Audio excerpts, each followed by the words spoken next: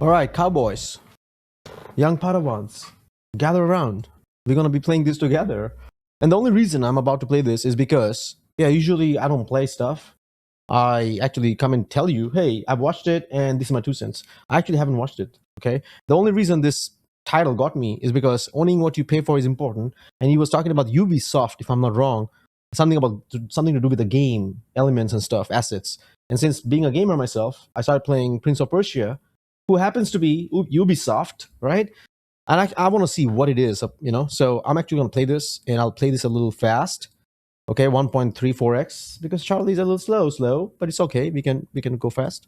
Storytelling, and it's also an extremely important part of getting older.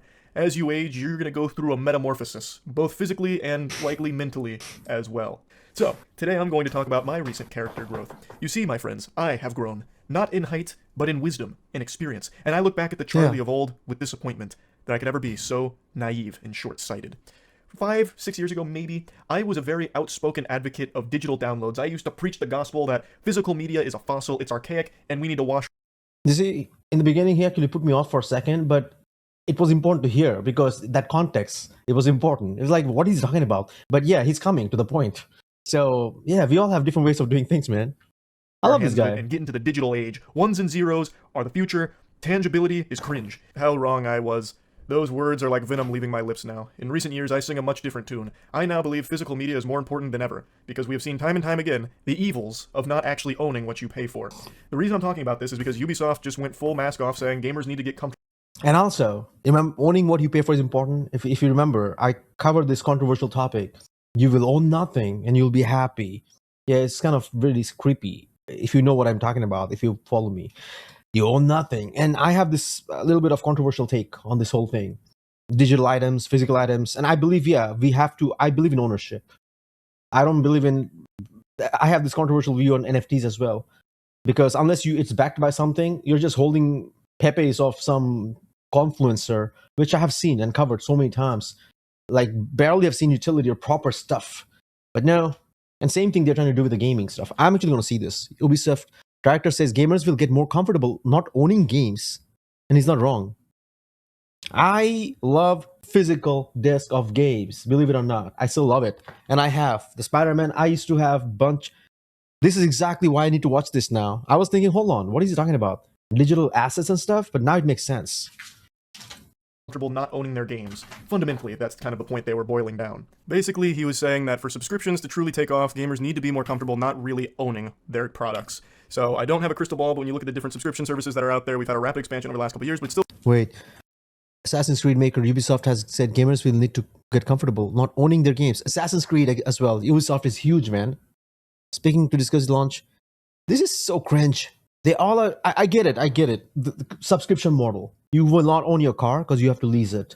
All right. You're not gonna own your house because you can afford it anymore. You gotta pay rent. Okay.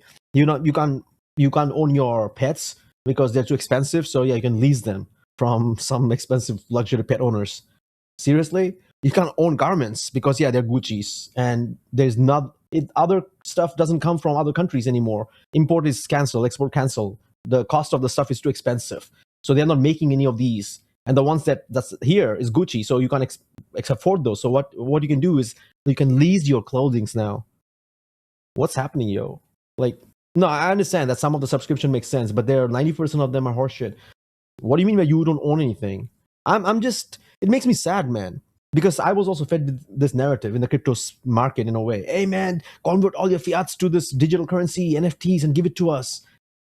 I understand crypto, okay? I have a channel, but it's just sad that most of the retailers fall for it and giving all the hard life savings to those dudes who are literally not holding any of those things. They're buying their physical items using those money. They're selling the digital dream to people and cashing the physical dream themselves. Oh wow, that's the best term to say. I mean, use, I guess. Wow, I just came out with that, man. Crazy. still relatively small compared to the other models. One of the things we saw is that gamers are used to, a little bit like DVD, having and owning their games. That's the consumer shift that needs to happen. They got comfortable not owning their CD collection or DVD collection. That's a transformation that's been a bit slower to happen in games. As gamers grow comfortable in that aspect, you don't lose your progress. If you resume your game at another time, your progress file is still there. That's not been deleted. You don't lose what you built in the game or your engagement with the game. So it's about feeling comfortable with not owning your game. Obviously, this statement didn't land super well, just a full-blown faceplant, especially because it's coming from Ubisoft, which is a company that has a worse reputation than asbestos. Nobody really likes Ubisoft in the gaming community, so hearing them say this kind of shit definitely. I actually have no idea.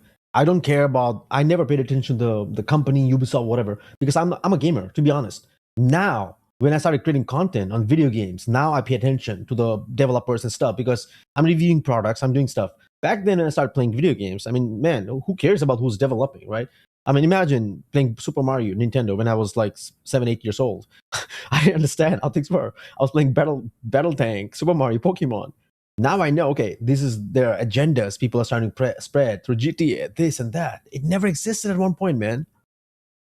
Made it taste even worse. But it's also nothing new. It seems everything wants to trend towards subscription-based services, and it's also not even new in gaming to not actually own your games. Biggest example is Steam. When you buy a game on Steam, you don't own it. In fact, in your agreement with Steam, you even agree that if you break the rules with Valve and they shut down your account, you don't get your games back. You don't get refunded and you don't get the games anymore. It dies with the account. So it's not unusual in the space to not actually own your... So that means I have to actually... I never paid attention to that, man. Because to be honest, if you think about this for a second, back then when I was playing games, or even when I'm playing console games, I'm just playing, right? And it just took me all of a sudden. Now, actually, people don't get disc anymore. We are literally, even on Amazon, I'm sure, that's rare, but we are just buying the digital version. They're actually telling us, hey, buy the digital version and get early access. They're literally incentivizing us to some extent, like to buy the digital version. And somehow they also lock us up with some multiple keys that you can use one digital on multiple PCs, which is kind of, I don't know, man. This is messy. Because me as a gamer, I'm thinking, I never paid attention. I paid money for all these games. And Steam, yeah, it's on Steam right now because I stream, right? When I'm playing video games, I'm streaming.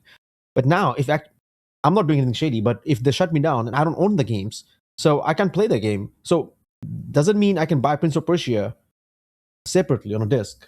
Or what? Or Ubisoft will cancel me and then I can actually never play the game again? Are you serious? Is it even possible now that they can actually ban you from playing games, certain game? Like lock you out? Think about this for a second. Like, hey, okay, this guy, he's not capable. His social score is messy, so he's not allowed to play Call of Duty or GTA. And anytime you get on the console or PC, you're locked out.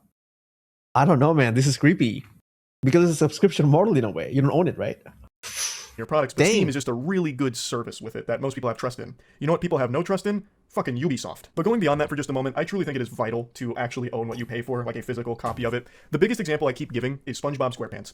If you wanted to watch SpongeBob SquarePants start to finish right now, you could. It's through streaming services, but you're missing the best episode, the Panty Raid, because it got censored and pulled from streaming services along with another episode as well. So if you wanted the complete SpongeBob experience, you can't get it through the official channels. Your only options are to either have the physical media on the DVD box sets for the seasons, or you pirate it. That's it. See? That's insane. That is insane. When they give you no option, what do? You have two choices. Crazy. It's real, man. It's real. I'm going off a little tangent here. I'm taking a dusty little path down a dirt road, but 9 and then to the fifth one for season 10. Like, it's just all over the place, broken up like fucking Dragon Balls across the internet. It's becoming extremely expensive, extremely hard to keep track of what you can watch where. You have to be like Charles Xavier and Cerebro with all these different streaming services pop up just to connect the dots on watching a complete series or a complete series of movies, because they're all over the place with different deals, leading to them being scattered like Horcruxes. It's a fucking nuisance. And it's significantly more expensive than if you had just bought the physical media. You could save so many doubloons if you just purchased the complete series of it physically and through the proper channels. And that's the point we've reached. If you're trying to legally purchase things or go through the official means of getting what you want, it's a headache and it's hard. If you just pirate it, not only is it easier, but you also get the complete package and it's not going... I mean, he's not lying, man. He's not lying. Like, if you ask me, my brother-in-law, I'm just going to end this with that note. My brother-in-law he got this IPTV thing, which is like obviously the little shady thing, right? Like, hey, he's from Canada. He's like, plug this in and you can watch hundreds of channels. Because it's there, and he pays $10 whatever monthly. I'm like, bro, I don't have to pay monthly if I don't want to pay monthly, because I can actually watch it when I need to watch it. I mean, there are ways to do it if you wanted to do it. I don't even know if he knows that, but he thought like I'll be fascinated because he's like, wow. I'm like, I don't even watch TV, bro. If I have to watch something, I'll watch whenever I want. I'll find out. Like, it's not a problem. But it's crazy because when people put all these obstacles, right, and stop you from the real stuff, I'm not even asking, is it too much to ask what I pay for? Like, I'm just curious. Like, if I paid for a physical aspect of it and you tell me, no, you paid for it, but you're not going to own it. You're not going to get the physical version. You'll have the subscription. We'll shut you down whenever we want to shut you down. Like, what?